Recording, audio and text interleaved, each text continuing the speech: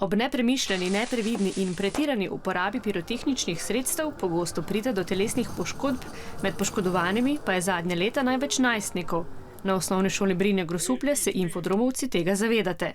Ja, lepo zgleda, ko dobesedno eksplodira v zraku, ampak me je pa malo tudi strah, da bi lahko kaj padlo na tla, da bi se kaj zažgalo. Naprimer, rakete lahko niso pravilno narejene in nas lahko poškodujejo. Enemu so se roke, roke si v bistvu, da ni bilo več rok, potem obrazi poškodovani, da so vsi poškodovali obraz, eni so nastali invalidi tudi. Zabavna pirotehnika, kot so ognjemeti, petarde in iskrice, pa poleg zvočnih in barvnih učinkov, ki nas zabavajo, močno onesnažuje zrak in je nevarna za zdravje. Pri ognjemetu in pri iskricah se sproščajo taki zelo majčkeni koščki te snovi, ki gori. Takrat, ko gledate tiste iskrice, jih imate v roki ali celo na torti, vdihnete milijone strupenih delcev.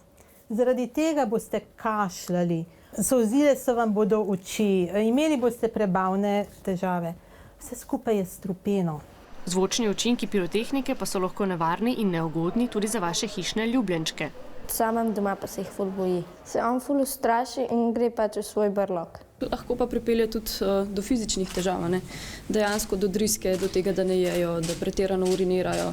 Pač v telesu se sprožijo procesi, ki so zelo neprijetni in lahko dolgoročno škodljivi. Nekaj sekund vznemirjanja in zabave torej ni vrednih onesnaženja okolja, trpljenja živali ali celo fizičnih posledic za vse življenje.